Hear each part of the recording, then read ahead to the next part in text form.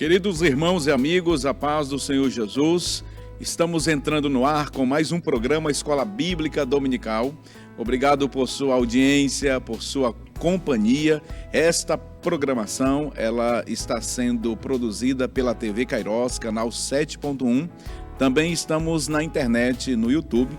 Aproveita este momento e compartilhe o link desta programação para que muitas pessoas sejam alcançadas. Este programa tem sido uma bênção para muitas famílias e você, fazendo assim, estará comunicando a palavra de Deus, estará sendo, a bem da verdade, um evangelista. Nos ajude a comunicar a palavra do Senhor. Estudaremos hoje a lição de número 12, portanto, a penúltima lição do trimestre. E o assunto é muito importante porque nós hoje teremos o desfecho desse drama que envolveu os judeus na cidade de Suzã. O assunto, o banquete de Esther, denúncia e livramento. A lição de número 12 que será estudada no domingo 22 de setembro. Vamos para o texto áureo, a verdade prática e a leitura bíblica em classe da lição de hoje. O texto áureo diz assim: como ribeiro de águas, assim é o coração do rei na mão do Senhor. A tudo quanto quer o inclina. Provérbios, capítulo 21, verso 1. A verdade prática diz assim: devemos reconhecer as autoridades humanas, mas não podemos atribuir-lhes um poder acima do que elas têm. Há um Deus no céu. Não se esqueça jamais disto. Há um Deus no céu.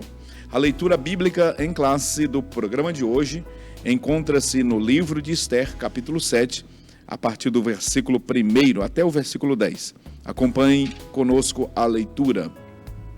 Vindo, pois, o rei com Amã para beber com a rainha Esther, disse também o rei a Esther, no segundo dia, no banquete do vinho: qual é a tua petição, rainha Esther? E se te dará? E qual é o teu requerimento? Até metade do reino se fará. Então respondeu a rainha Esther e disse: se, ó rei, achei graça aos teus olhos, e se bem parecer ao rei, dê-se-me a minha vida como minha petição, e o meu povo como o meu requerimento. Porque estamos vendidos, eu e o meu povo, para nos destruírem, matarem e lançarem a perder. Se ainda por servos e por servas nos vendessem, calar-me-ia, ainda que o opressor não recompensaria a perda do rei. Então falou o rei Assuero e disse à rainha Esther: quem é esse? E onde está esse cujo coração o instigou a fazer assim? E disse Esther: o homem, o opressor e o inimigo é este mau Amã. Então Amã se perturbou perante o rei e a rainha. E o rei, no seu furor, se levantou do banquete do vinho para o jardim do palácio. E Amã se pôs em pé para rogar à rainha Esther pela sua vida, porque viu que já o mal lhe era determinado pelo rei. Tornando, pois, o rei do jardim do palácio à casa do banquete do vinho, Amã tinha caído prostrado sob o leito em que estava Esther. Então disse o rei: porventura quereria ele também forçar a rainha perante mim nesta casa? Saindo essa palavra da boca do rei, cobriram a Amã o rosto. Então disse Arbona, um dos eunucos que serviam diante do rei: eis que também a forca de 50 côvados de altura que Amã fizera para Mardoqueu, que falara para bem do rei, está junto à casa de Amã. Então disse o rei: enforcai-o nela. Enforcaram, pois, a Amã na forca que ele tinha preparado para Mardoqueu. Então o furor do rei se aplacou. Vamos para os 3 objetivos da lição. Acompanhe na sua tela. O primeiro objetivo da lição de hoje é descrever o banquete preparado por Esther e a denúncia proferida por ela. Depois, remontar o contexto que desdobra a fúria do rei contra a injustiça. O terceiro objetivo, refletir a respeito do grande livramento providenciado por Deus. No primeiro bloco do programa de hoje, nós iremos falar sobre o banquete e a denúncia. Iremos abordar 3 pontos. O primeiro, a instabilidade de Amã. O segundo ponto, o banquete do vinho. E, por fim, qual é a tua petição? Que bênção, que maravilha! Portanto, nesta lição, nós iremos estudar esse desfecho desta cena que nos apresenta o capítulo de número 7 do livro de Esther. Na lição passada, nós estudamos o primeiro banquete e hoje nós estaremos diante do segundo banquete, onde há a denúncia e o livramento tanto de Esther quanto dos judeus que estavam sentenciados à morte. Mas o Deus do céu deu livramento ao seu povo. Para comentar a lição de hoje, eu estou aqui mais uma vez com a presença dos ilustres servos do Senhor, os comentaristas desta lição. Pastor Amarildo Coelho, mais uma vez, para nós é sempre uma alegria tê-lo aqui. Pastor Amarildo, seja bem-vindo. A paz do Senhor, pastor Epaminondas, a Igreja do Senhor, irmãos, amigos, evangelista Wallace, pastor Elias. É sempre um prazer, uma honra estar com vocês e principalmente esta honra que Deus nos dá de poder estar trazendo um conhecimento, um ensinamento para o povo de Deus que realmente precisa. Nem todos conseguem alcançar o entendimento dessa lição, mas Deus tem nos dado esta graça para estarmos juntos, transmitindo aos nossos irmãos aquilo que Deus tem nos ensinado. Maravilha. Pastor Elias Gomes, seja bem-vindo para o Senhor Jesus. Estamos aí, pastor Elias, na penúltima lição deste trimestre, que foi muito proveitoso. Muito bem, pastor Epaminondas, evangelista Wallace, pastor Amarildo, todos os nossos irmãos, inclusive queremos cumprimentar a todos com a paz do Senhor e falar da nossa profunda satisfação em estar aqui mais uma vez, já no término quase, por assim dizer.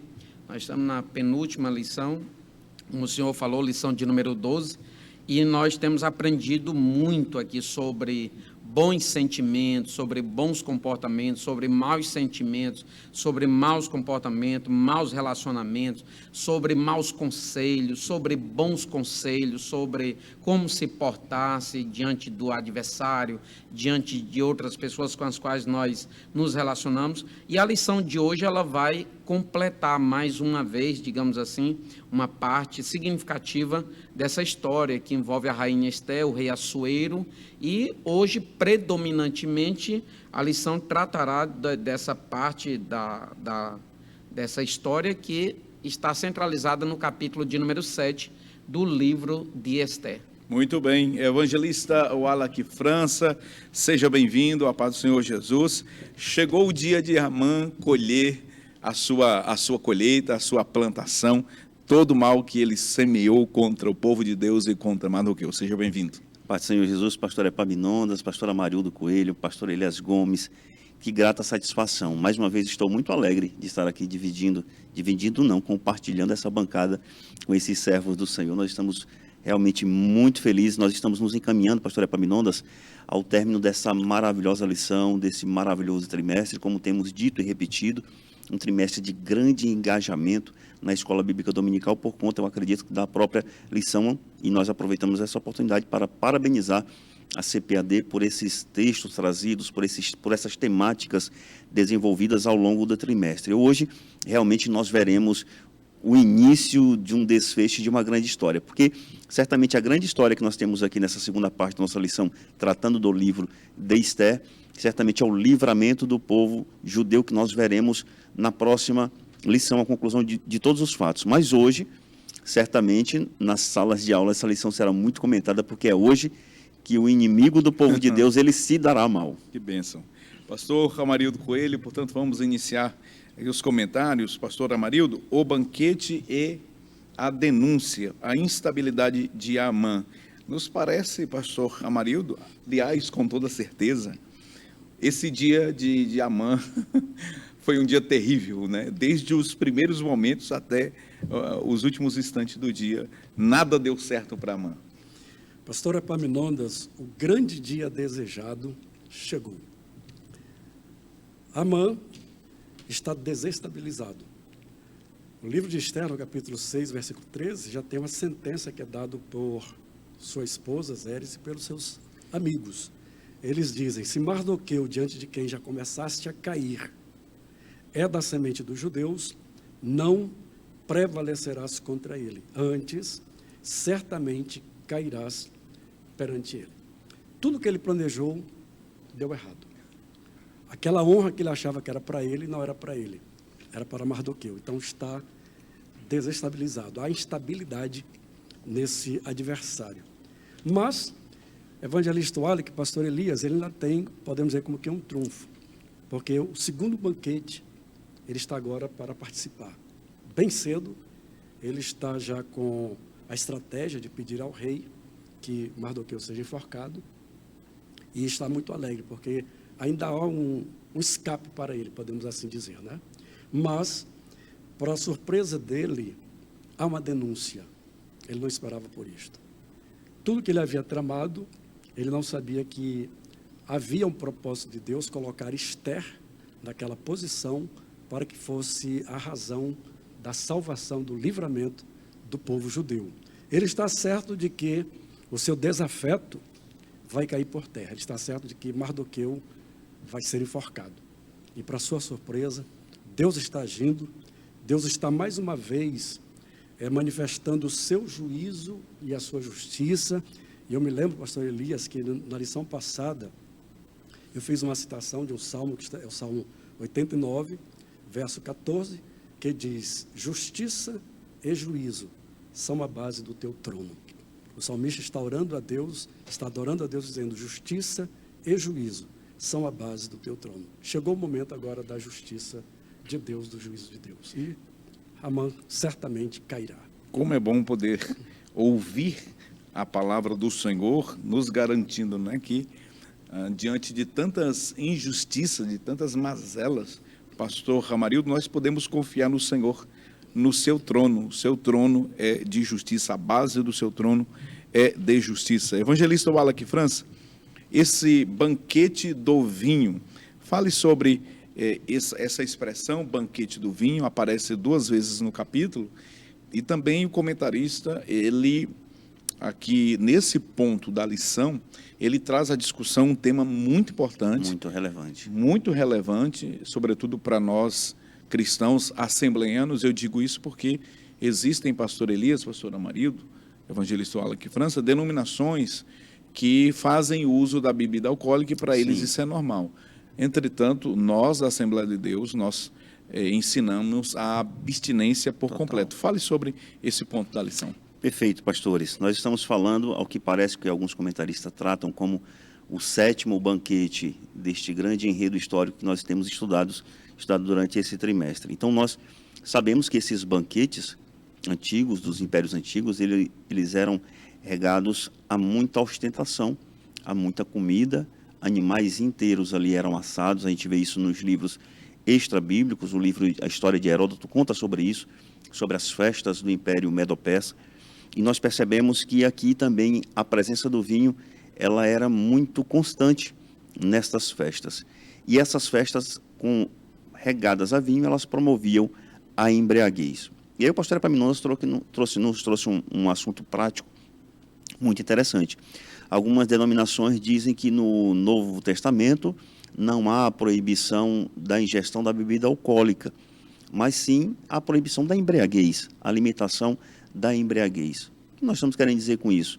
É que nem toda ingestão de bebida alcoólica ela é capaz de embriagar. Mas o ponto de vista assembleiano é que nós defendemos a limitação total, a abstenção total do álcool. Por que nós nos defendemos nesse aspecto? Não é uma defesa, na verdade, é uma propagação, a defesa de uma posição, por conta de que o álcool, por menor que seja, ele é um grande mal, ele é um causador de um grande mal na sociedade. Se nós pegarmos, pastor Epaminondas, hoje, os maiores números de ocorrências policiais aos finais de semana não são de furtos nem de roubos, são de embriaguez ao volante. Com a embriaguez, além dos crimes de trânsito, nós temos as violências domésticas. A maioria das violências domésticas causadas em âmbito policial, elas são destinadas por conta da ingestão do álcool. E aí, no período veterotestamentário, nós temos pessoas, grupos de pessoas que foram devotos, como é o caso que nós estamos escritos em Números, no capítulo 6, que são dos nazireus, e dos recabitas, em Jeremias, no capítulo 35. Nesses aspectos, essas pessoas, no período veterotestamentário, se abstinham por total da ingestão de álcool. O pastor Elias Gomes certamente vai tratar isso no próximo subtópico, mas a própria Bíblia, ela nos fala para nós nos guardarmos da embriaguez e que nós possamos ser cheios do Espírito Santo. E isso é uma bem-verdade. O crente de verdade, pastores, ele navega, ele caminha defendendo essa posição. Por exemplo, eu não nasci num berço assembleiano, mas eu sempre defendi a abstenção total do álcool. Eu não fiz a abstenção, não fiz o uso do álcool, apesar de não fazer parte de uma família evangélica, mas tinha para mim como um princípio jurídico, como um princípio de caráter. E eu comentava com o pastor Elias aqui agora há pouco, dizendo assim, essa semana um amigo postou no seu status do WhatsApp dizendo, pastor Epaminondas, todas as vezes que eu estou estressado eu vou lá e tomo uma cerveja dessa da garrafa verde, para a gente não fazer propaganda da cervejaria. E eu fiquei imaginando, não, isso é uma desculpa que ele quer para ser um alcoólatra, porque nós passamos por problemas todos os dias. Se nós todos os dias passarmos por problemas e nós ingerirmos o álcool, nós teremos um problema físico e um problema financeiro, se essa pessoa não for rica para bancar o seu próprio vício. E aí, pastores, no nosso comentário bíblico pentecostal, na nossa Bíblia de Estudo Pentecostal, na altura aí da nossa página 245, faz comentários sobre isso e faz um histórico muito interessante. Fala da embriaguez de Noé, fala da embriaguez causada pelas filhas de Ló, fala sobre outros exemplos de sacerdotes que se enveredarem pelo alcoolismo, o que isso pode causar. A bem verdade é que a pessoa alcoolizada, pastoras e pastores, ela verdadeiramente não é dona de si e causa mal para toda uma sociedade.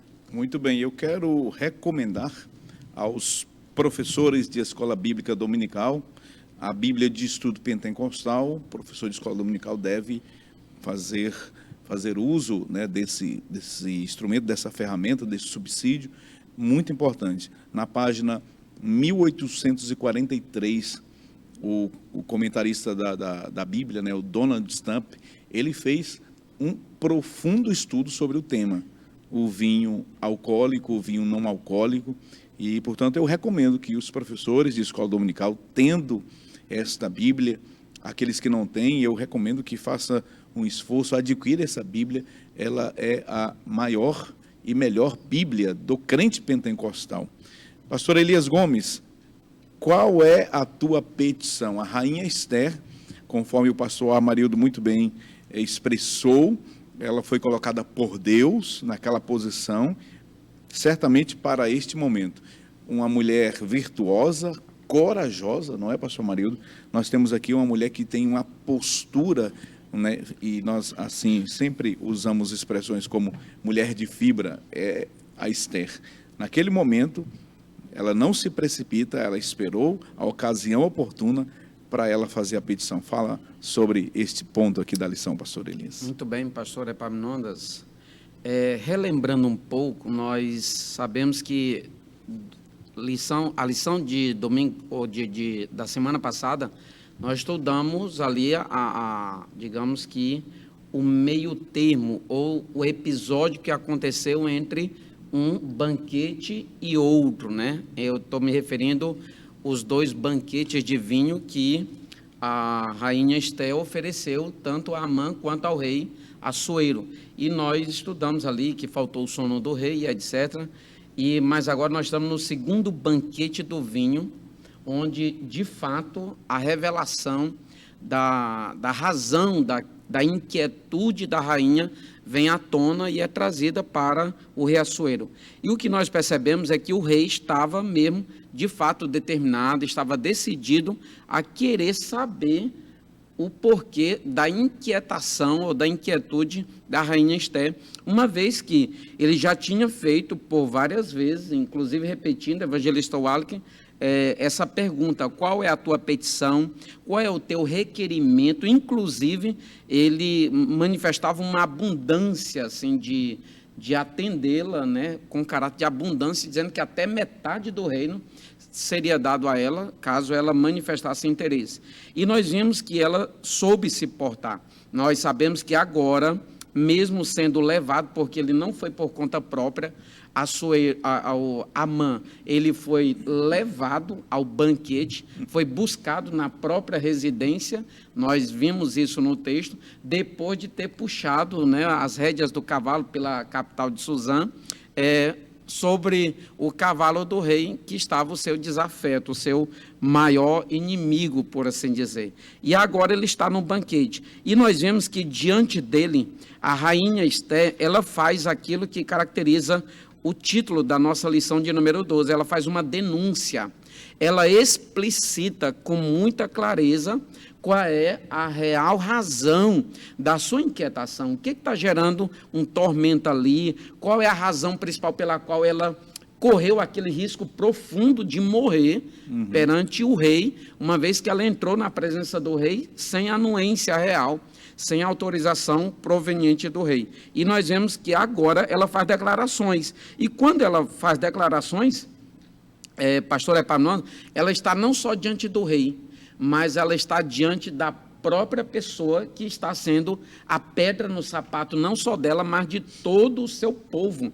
E eu acho interessante isso, pastor Epaminondas, evangelista Wallace, pastor Amarildo, nós temos evidenciado aqui que a rainha Esther, ela está com os olhos fitados continuamente no interesse coletivo, na causa de todos ali. Ela não foi egoísta, nós já evidenciamos isso, mas é algo assim de uma grandeza tão elevada. Poderia até dizer assim: não, eu já sou rainha, não tenho preocupação. Eu já sou rainha, eu tenho minhas prerrogativas, eu tenho meus privilégios, eu tenho minha guarda, eu tenho minha segurança, mas a causa é coletiva. Isso é interessante, pastor Epaminondas, porque tem pessoas que às vezes observam apenas sua causa individual e sacrificam toda uma causa coletiva. Já aqui é o contrário, ela sacrificou uma causa pessoal em prol de uma causa coletiva. Isso é muito interessante, isso é conduta de um verdadeiro e sincero cristão. E nós vemos aqui que ela traz à tona as características do desafeto do povo de Deus, do povo judeu. Ela chama de opressor, ela chama de inimigo, ela diz esse mal, Amã, aqui, é isso aqui. Nós vemos aqui firmeza. Pense numa mulher que tinha uma capacidade de ser decidida. E outra, sem fazer barraco, sem fazer algazarra, uma vez que ela foi, digamos, até sábia em esperar a hora certa de falar.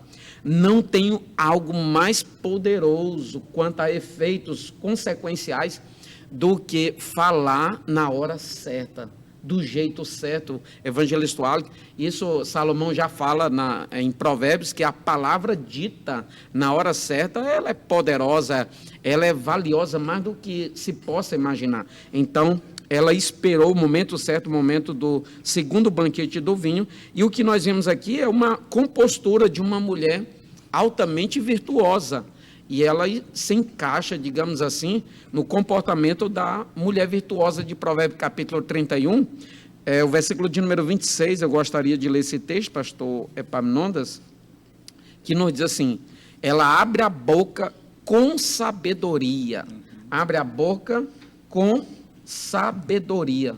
E nessa outra versão aqui, numa versão que nós conhecemos, a Nova Almeida atualizada, nos diz assim: fala com sabedoria e a instrução da bondade está na sua língua. Não é uma mulher que sai destilando veneno e etc., ou falando mal dos outros, isso ou aquilo, não. Ela falou porque ela estava no momento certo para resolver um problema de uma escala elevadíssima, um problema gigantesco, onde o que estava em jogo era a vida de mais de 900 mil judeus que constituía o povo de Deus ali distribuído ou disperso naquelas 127 províncias. Portanto, nós vemos aqui que o rei agora, nessa ocasião, é que ele fica sabendo do plano, ele fica sabendo de tudo aquilo, e o que vai ser estudado no próximo bloco agora sobre a reação do rei diante da fala da rainha Esther. Muito bem, vamos, portanto, à sinopse do primeiro tópico da lição. O banquete e a denúncia de Esther demarcaram a tragédia de Amã. No próximo bloco, nós iremos falar sobre a fúria do rei contra a injustiça. Permaneça conosco, voltaremos daqui a pouquinho. Até já.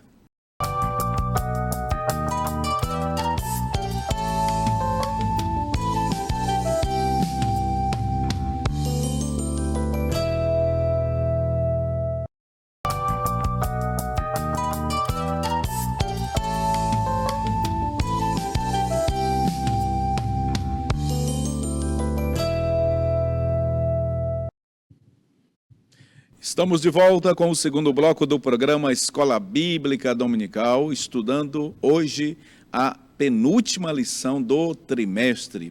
Hoje estamos falando sobre o banquete de Esther, e onde houve, a denúncia e o livramento do povo judeu naquela trama dramática que envolveu os judeus ali no Império Persa. Vamos para o segundo tópico da lição.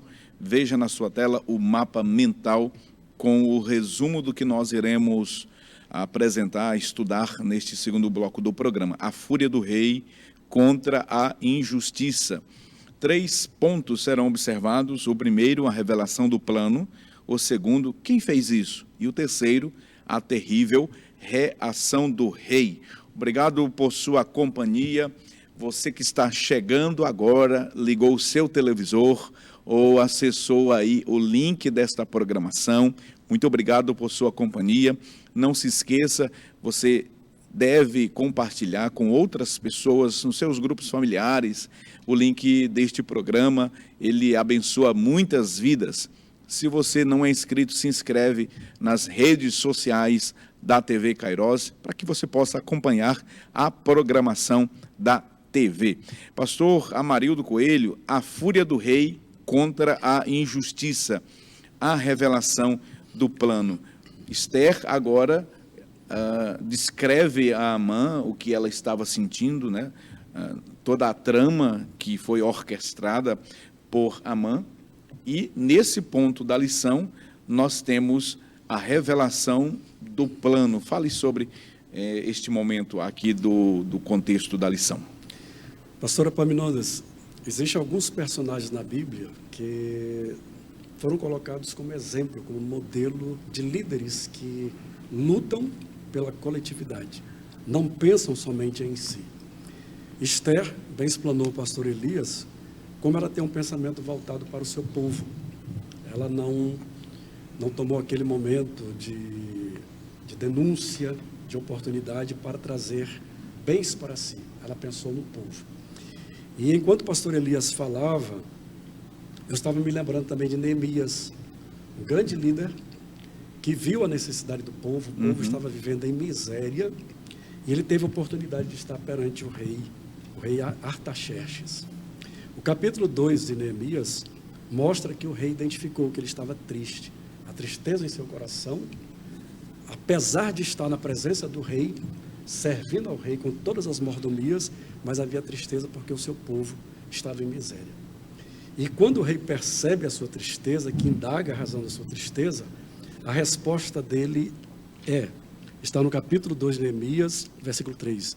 E disse ao rei: viva o rei para sempre. Como não estaria triste o meu rosto, estando a cidade, o lugar dos sepulcros de meus pais, assolada, e tendo sido consumidos as suas portas a fogo. Quer dizer, é o momento que ele procura, nesta oportunidade, trazer o bem para o seu povo.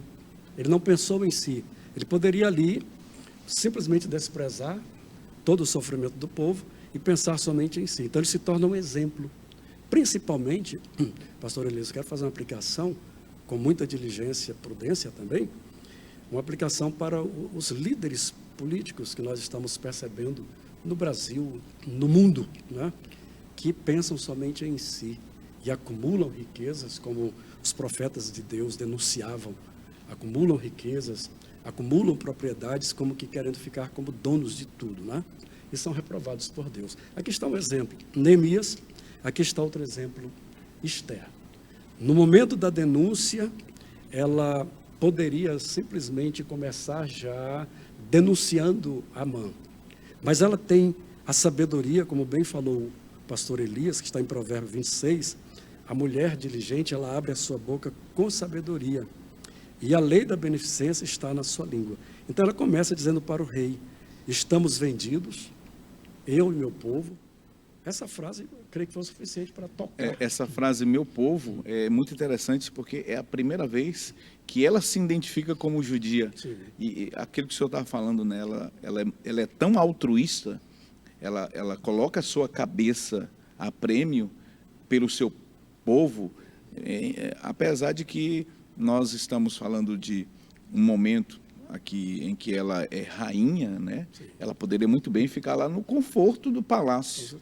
E aí o senhor trouxe muito bem à tona uma verdadeira liderança. Sim. A rainha Esther, uma mulher pública. Sim. Que arriscou a sua vida para salvar o seu povo. E ela diz, olha, o meu povo, eu sou judia também. Ela se identifica aqui pela primeira vez. Sim, sim. E ela diz então, estamos vendidos, eu e meu povo, para nos destruírem, matarem e lançarem a perder. Aí vem a grande pergunta, que com certeza o evangelista Wally que vai estar fazendo menção, quem fez isso? Está na nossa lição, e eu fiz questão também de imprimir, está em Provérbios 20, o versículo 2 diz, como o rugido do leão é o terror do rei. O que o provoca a ira, peca contra a sua própria alma. Meu Deus. Nesse momento, a questão para o rei não era o povo, era a sua amada. Era aquela que dividia o trono com ele. Né? Ele estava disposto a dar metade do seu trono para aquela mulher. Então, realmente, ela conseguiu, através de sábias palavras, provocar o juízo, a ira e a justiça do rei.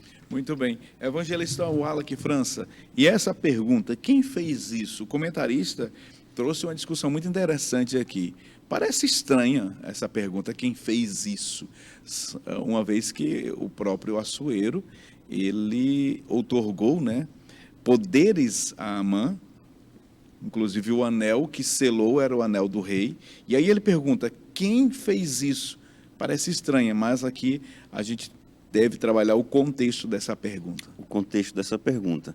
Quando nós analisamos essa pergunta, pastor, a gente pensa logo assim, mas então Assuero era um rei muito omisso, ou ele era maluco, ele não se lembra do decreto que ele baixou, ele não se lembra da passagem de seu anel para Ramã fazer aquela maldade. Lembrando, só para pegar o gancho aqui da resposta, que nós estamos tratando de Esther falando com o seu esposo, uma rainha, mas acima de tudo uma estadista. Não era qualquer pessoa que estava falando para ali. E ela defendeu bem o meu povo. Uhum. E o verdadeiro estadista é isso, essa liderança que defende o seu povo.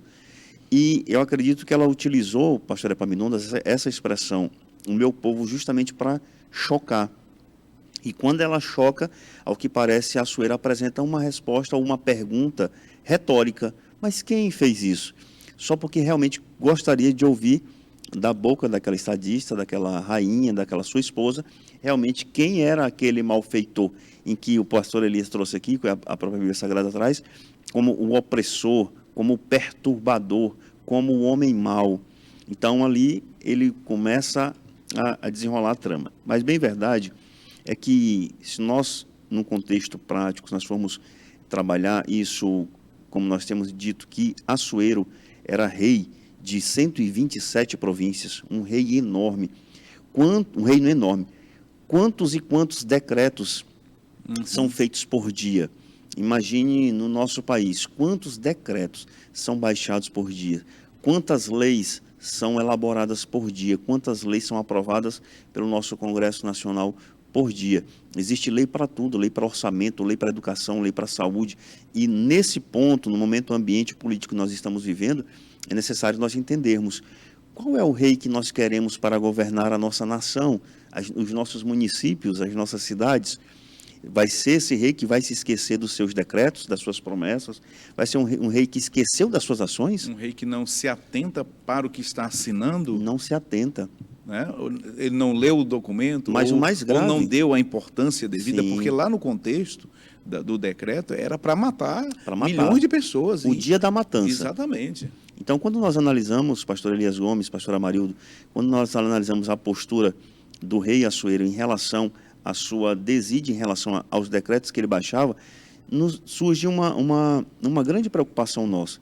Isso aqui realmente do ponto de vista prático. Mas, acima de tudo, o erro quanto a não se lembrar dos seus decretos, mas também um erro profundo que nós vemos as autoridades constituídas aqui na Terra cometendo, que é a delegação de tarefas. Para quem estou delegando a minha tarefa? E agora aqui eu parto do ponto de vista não só político, mas do ponto de vista administrativo. Para quem os nossos pastores estão delegando as tarefas?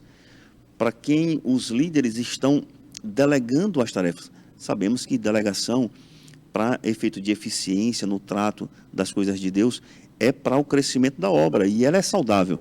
Mas a pergunta que se faz é, para quem nós estamos delegando? As pessoas que nós estamos confiando as tarefas do reino, elas são realmente capacitadas para fazê-lo, têm testemunho para fazê-lo, São benignas. são benignas, estão no mesmo propósito da igreja. Todos esses questionamentos, eles devem permear essa discussão em sala de aula. Então, quando nós vemos aqui, quando o salmista tem um salmo maravilhoso que eu gosto muito, Salmo 127, no verso 1, diz assim: se o Senhor não edificar a casa, em vão trabalham os que edificam. Se o Senhor não guardar a cidade, em vão vigia a sentinela. Mais um ponto de vista prático. Ali a gente não deve confiar, a história não se devia confiar em Assuero, assim como também nós não devemos confiar cegamente em líderes que a gente não sabe nem sequer como é que eles chegaram verdadeiramente ao poder. E sempre colocando Deus realmente acima de tudo, como nós temos visto na nossa verdade prática. Em vão vigia o sentinela. Se não for o Senhor, não vai ser o rei que vai lembrar do decreto que determinou o dia da matança. A importância de uma lei ser bem discutida. Veja que, pastor Elias, o terceiro ponto aqui da lição, a terrível reação do rei. O evangelista Wallach sempre traz à baila aqui o fato de o comentarista ser um jurista, né? De Sim. ser do ramo. E aqui, olha só o que ele diz. É provável que a consciência de Assuero tenha sido ativada quando ele entendeu o tamanho da injustiça feita aos judeus. Quando o decreto foi assinado, nos parece que ele estava tão encantado com o primeiro-ministro dele, Primeiro-ministro. que ele não se atentou para a gravidade do que estava sendo assinado. Agora, diante do choque, diante da denúncia, ele, meu Deus, o que foi que eu fiz? Parece que ele foi tomado aqui, pastor Elias, de assombro com a tamanha perversidade que ele percebeu que ele estava fazendo parte. Pastor Elias, fale sobre essa reação do rei. Com certeza, pastor Epaminondas. E quando nós percebemos o contexto histórico, nós sabemos que em dados momentos, em determinadas situações, eles paravam e voltavam-se para beber, para fazer festas e etc. Que nós vemos também que houve uma proposta muito cativadora, digamos assim, uma proposta muito convidativa, que foram as 340 toneladas de prata para que ele aceitasse aquela proposta lá no dia da assinatura, né, do decreto e etc. Então, nós vimos que uma série de fatores aqui, inclusive, quem garante que Assuero não estava, digamos que embriagado, não no sentido de bêbado propriamente, mas embriagado talvez figuradamente, fora de si, pelo encanto da oferta grandiosa naquele momento. E embriagar-se não convém ao rei, não convém àqueles que estão em lugares de decisão, de né? decisão, e decisão importante. Então, o pastor Silas, ele até evidencia aqui, parece que foi ativado. Então, o que se dá a ideia é que ele estava realmente por fora da real, do nível de gravidade daquele problema que estava instalado e estava já por acontecer.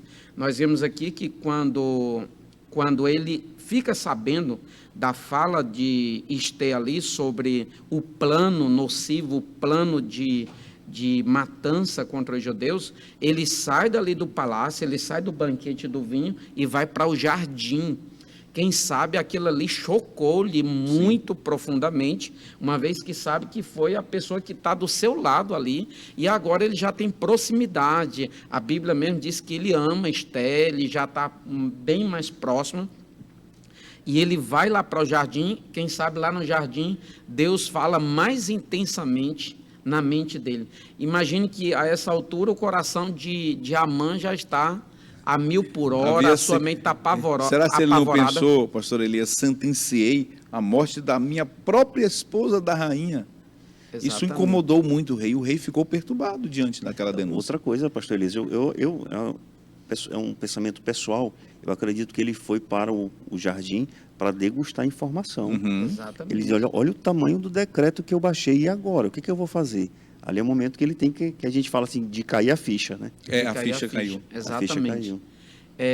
E de qualquer forma tem um outro lado, né? Ele já tinha assinado, a assinatura era dele, todavia a iniciativa, ou digamos assim, as ações primárias eram de Amã, né? Era o intento, a intenção real era de Amã.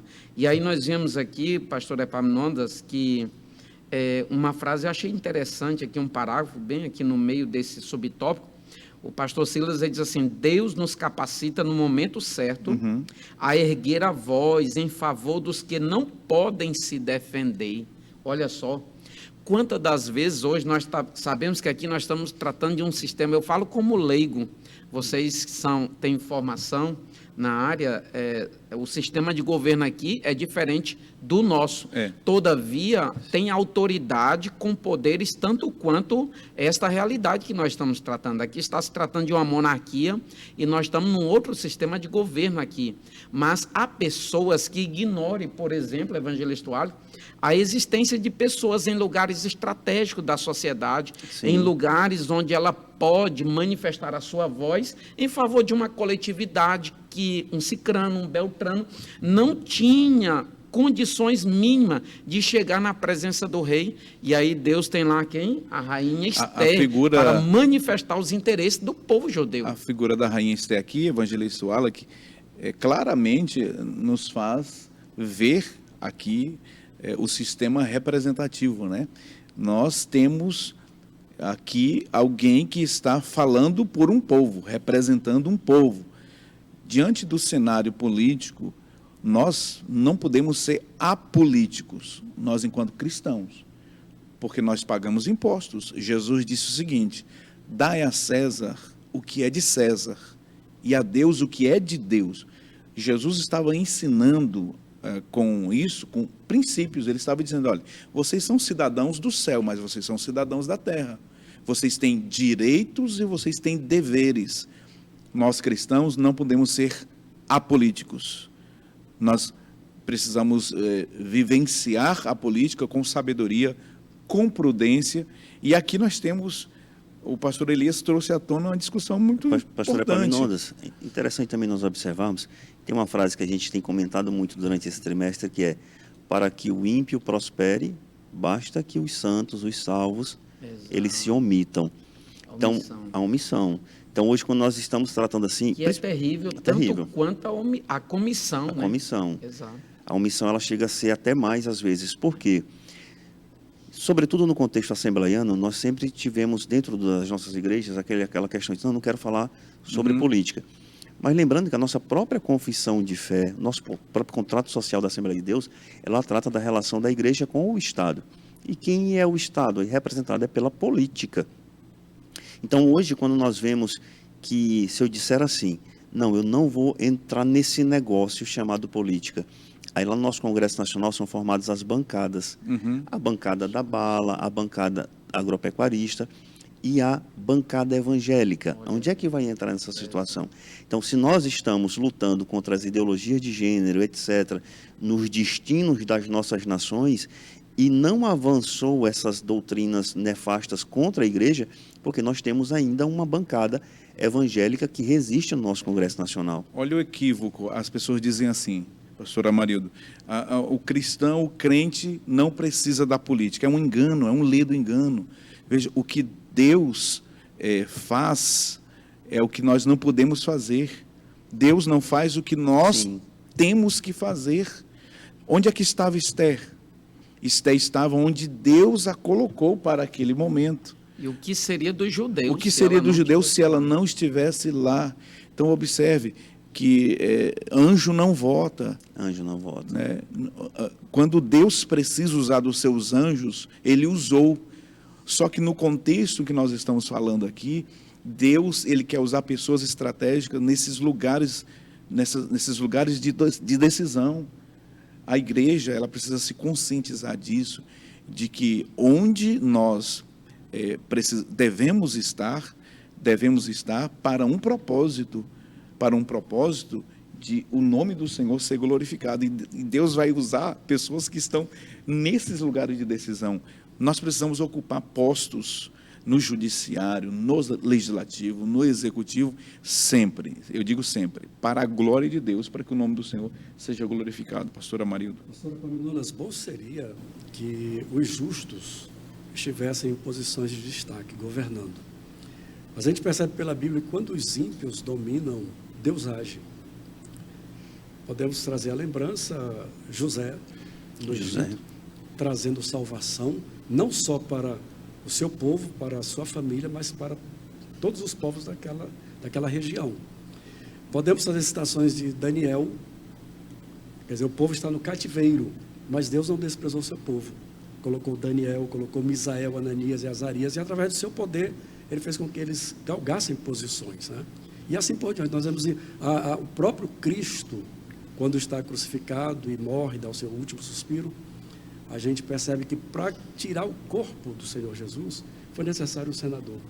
Estava lá, alguém colocado... José de Arimateia, para poder, então, pedir. Para aquela situação, não era necessário que um anjo fizesse. Sim. Deus tinha seu instrumento, no lugar certo, na hora certa, colocado naquele momento, para aquela situação. Lá em João 11, Jesus disse o quê? Vocês têm que tirar a pedra. Vocês tirem a pedra. Jesus não podia muito bem pegar a pedra e removê-la, ou um anjo, como foi feito lá na ressurreição, mas ele disse, vocês removam a pedra que o resto é comigo. Pronto. Então, o que é para nós fazer, Deus não vai fazer, não adianta, pastor Amarildo. Está na Bíblia, o que é para nós fazer, o que está ao nosso alcance para fazer, Deus não vai fazer. Agora, aquilo que é impossível, aí é com Jeová. Aí é com ele. Eu creio que o que precisa é cada um ter a convicção da sua posição, da sua função. É o caso de Mardoqueu, quando disse para Esther, quem sabe para este momento foste colocado no reino. Se de todo te calares, socorro virá de outra parte. Mas Deus sempre vai favorecer. Pastor Amarildo, não estendendo a nossa aplicação prática, mas essa semana eu encontrei uma irmã e ela disse assim, não, eu não vou votar em crente, porque senão ele vai se desviar. Olha só o pensamento. É o mesmo alerta que Mardoqueu vai fazer a rainha Esther. Olha, se você não fizer, outro vai ter que fazer. Só que no nosso aspecto, no nosso contexto se nós não elegermos o evangélico, o ímpio vai ingressar e aí é a hora que ele vai perseguir a igreja. Então a gente tem que ter esse feeling, né? Esse sentimento. Pastor Elias Gomes, algo mais a acrescentar? Só falar sobre esse tempo ideal, pastor Epaminondas, de evidenciar, de manifestar a sua fala, que existe o homem precipitado e o homem que digamos que autopoliciado, aquele que é autodisciplinado, e essa questão do falar no momento certo, que nós já, inclusive, iniciamos no bloco passado, no capítulo 25, Provérbios 25, verso de número 11, diz assim, como maçãs de ouro em salvas de prata, assim é a palavra dita a seu tempo. E no Provérbios 29, verso de número 29, também, verso de número 20, diz assim, tens visto um homem precipitado nas suas palavras? Há maior esperança para um tolo do que para este. Então, o falar certo, na hora certa, produzirá certamente resultados eficazes e satisfatórios, que foi o que aconteceu no momento com a rainha Esther. Muito bem, portanto, vamos à sinopse deste ponto da lição. O segundo ponto da lição trabalhou a fúria do rei contra a injustiça e vamos resumir este ponto da lição dizendo que com a revelação do plano, o rei ficou furioso contra a injustiça. No terceiro e último bloco do programa, nós iremos falar sobre o grande livramento. Chegou o dia do grande livramento e também da colheita da semeadura do mal Amã. Portanto, não saia daí, voltaremos daqui a pouquinho. Até já.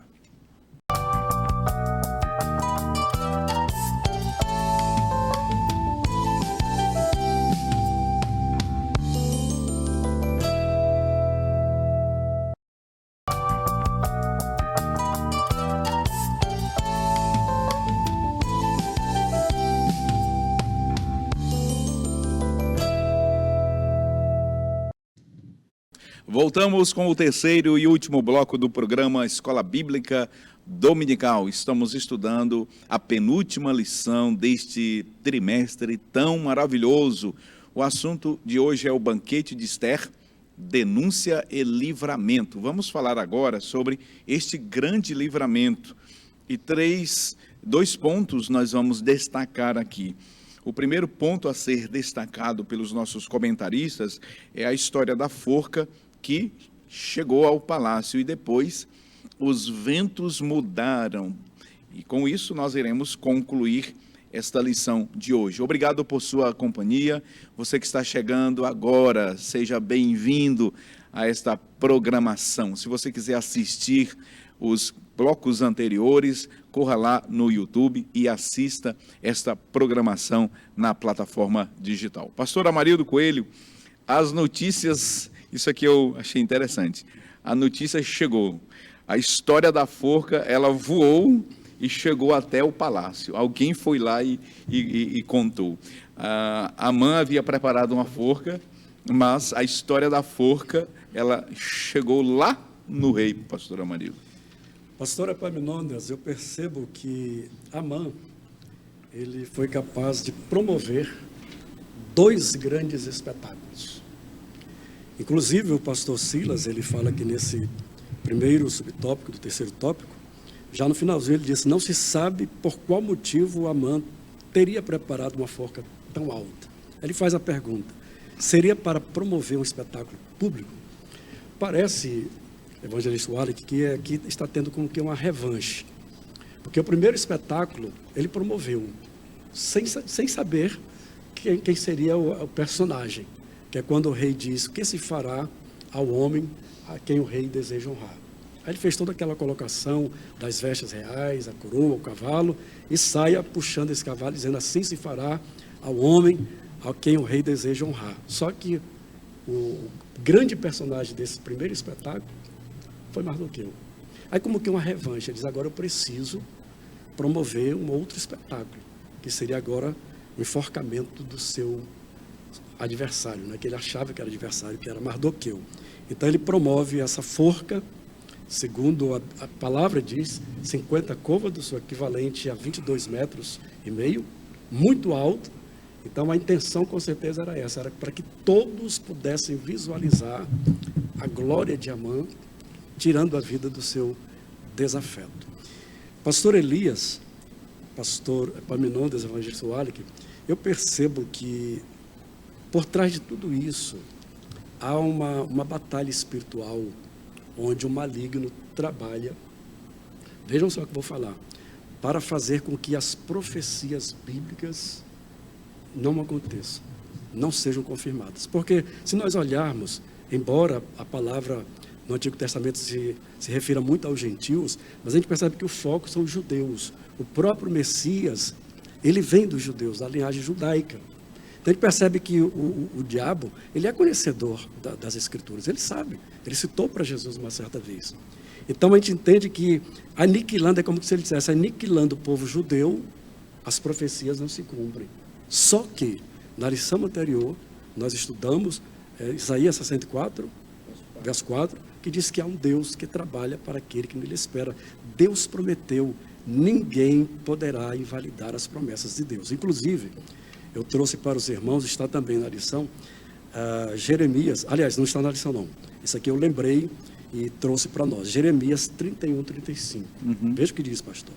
Assim diz o Senhor, que dá o sol para a luz do dia, e as ordenanças da lua e das estrelas para a luz da noite, que agita o mar, bramando as suas ondas, o Senhor dos Exércitos é o seu nome. Agora veja o que ele diz. Se falharem estas ordenanças diante de mim, diz o Senhor, deixará também a descendência de Israel de ser uma nação diante de mim para sempre.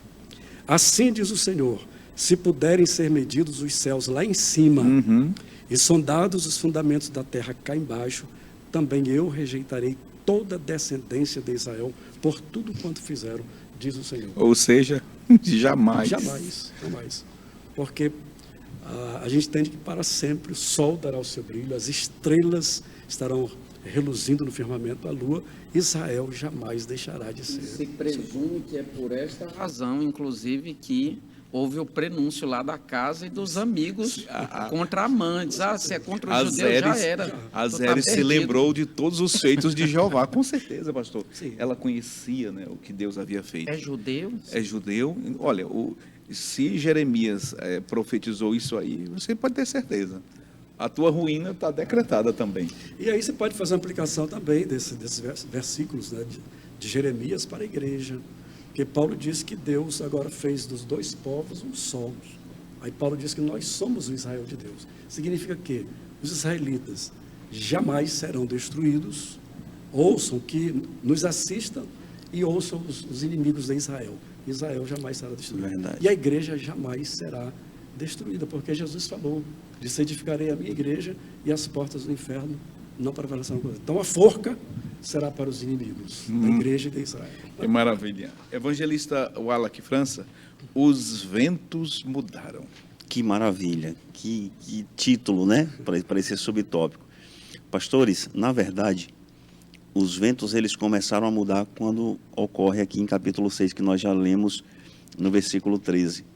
Não prevalecerás contra os judeus. Ela já tinha a plena certeza. E esses ventos, eles começaram a mudar ali quando aquela estadista Esther, protetora do povo de Deus, ela se revela judia. E aqui, pastores, nós vemos que é um momento crucial.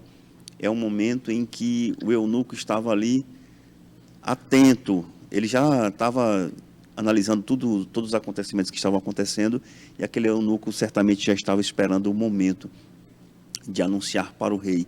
O rei naquele momento pensando, o que é que eu vou fazer contra o homem que tentou forçar a minha rainha? Porque o contexto é esse. Né? O que se fará? Mudou a pergunta, mudou. Os ventos mudaram. Os ventos mudaram. A situação mudou. Agora não é mais que se fará o homem que honrou ao rei, mas agora o que se fará ao homem que tentou desonrar ao rei, né? E aqui num contexto de muita discussão, as pessoas começam a discutir se Esther chegou a realmente ser vilipendiada, assediada, todas essas questões. Mas, de fato, a Bíblia só nos diz que o rei encontra ali o Amã sobre a rainha. E, certamente, o contexto ali era de desespero. Ele queria se ajoelhar aos pés dela, pedir perdão, pedir para que se revogasse, para que se esquecesse tudo aquilo. Ele percebeu que os ventos tinham mudado, que a situação tinha mudado. E como um político, como um príncipe do rei, como um diplomata do rei, como o primeiro-ministro daquele rei, ele tentou agir politicamente. Vou dar uma de humilde, vou me ajoelhar, vou me jogar aos pés da rainha, e as coisas vão voltar a ser como era antes. Não deu certo, realmente. O rei fez outra leitura, né? O rei fez outra leitura. E aí, o Arbona, um dos eunucos, diz, olha, lá perto da casa dele, aqui no capítulo 7, a partir do versículo 9, tem uma forca lá de 50 côvados. O pastor Elias vai explicar daqui a pouco, aproximadamente 22 metros e meio, que ele deve ter passado a noite inteira supervisionando a sua construção arquitetônica, né? Então, alguns vão dizer que esses eventos, desde a determinação para a construção da forca, até esse momento aqui do encontro, do banquete, durou entre 24 e 36 horas. Então, foram 24 a 36 horas ele imaginando aquela forca, aquele projeto dele de enforcar a Mardoqueu. E agora, ele ali jogado aos pés, agora sendo acusado de quê? Acusado de um estupro. Olha só, de uma rainha. Então, nesse aspecto, quando os ventos começam a mudar, e quando ele ouve do eunuco, pastores, aqui no versículo 10 do capítulo 7, diz que enforcaram a Amã na forca que ele tinha preparado para Mardoqueu, Então o furor do rei se aplacou, ou seja, ele se aquietou, ele se acalmou. E aí nós vemos que essa terminologia utilizada aqui, do aplacar, de se acalmar, é a mesma terminologia utilizada no Gênesis, no capítulo 8, no versículo 1, que é o termo hebraico usado para dizer que as águas do dilúvio baixaram, ou seja, chegou a calmaria, sendo tudo isso providência de Deus.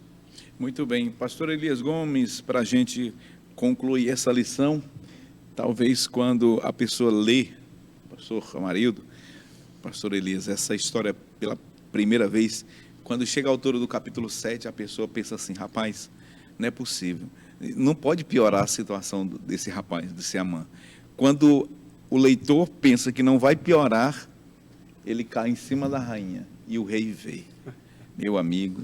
E aí, pastor Elias, o Harbona, ele, aqui nessa ocasião, ele disse assim, ó, o comentarista, bastou uma oportunidade para um dos oficiais do rei ter a iniciativa de sugerir a sua execução.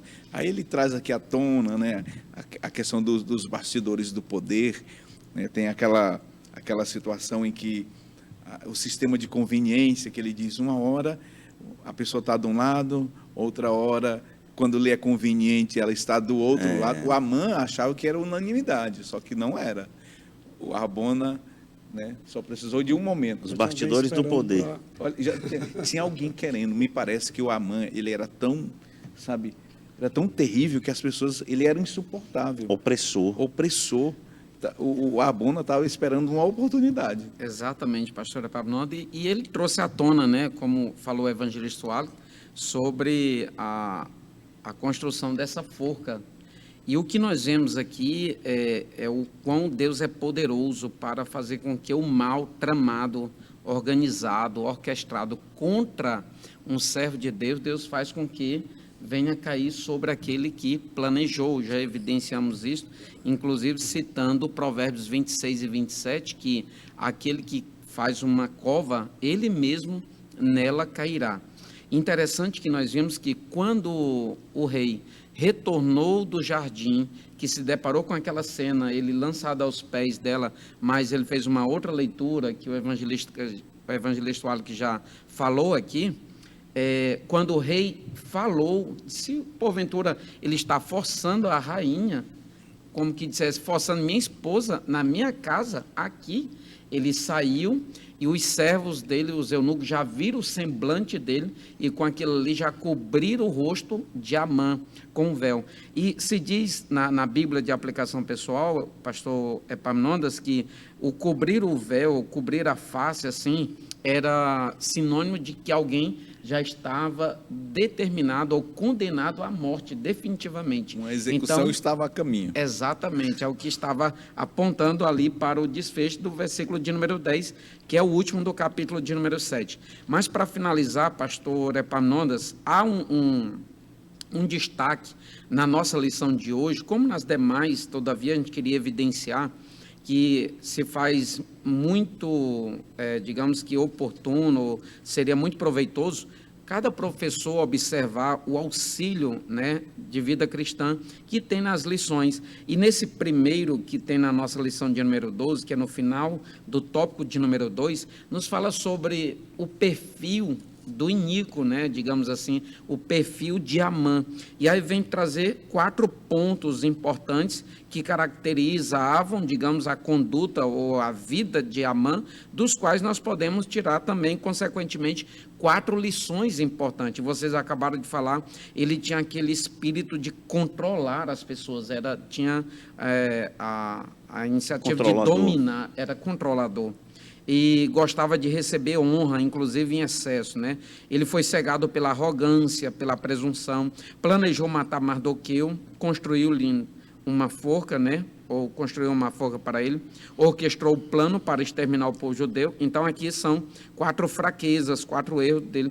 E as lições que nós devemos tirar aí, a primeira, é que o ódio ele sempre será punido, não ficará impune. Um dos próprios profetas menores mesmo diz que Deus não tem o culpado por inocente. Deus, salvo engano, profeta Naum, Deus não tem o culpado por inocente. Então o ódio será sempre punido. Deus possui um incrível registro para fazer com que os planos malignos se volte contra os seus planejadores. É o que nós já citamos aqui: o que faz a cova, nela cairá. O terceiro e penúltima lição é: o orgulho e a presunção serão sempre punidos, observando Provérbios 16 e 18, que é aquele que anda movido pela presunção, pelo orgulho, pela soberba, ele certamente logo cairá. Uma insaciável sede, esta é a última lição que nós devemos aprender nesta ocasião, uma insaciável sede de poder e prestígio, ela é autodestrutiva, não precisa ajuda de outros, não precisa ajuda de ninguém.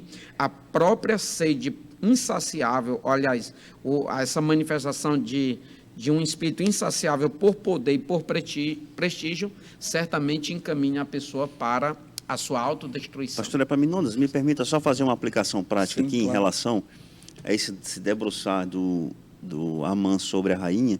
Nós temos algumas aplicações práticas aqui, que é necessário que a gente não se esqueça, né?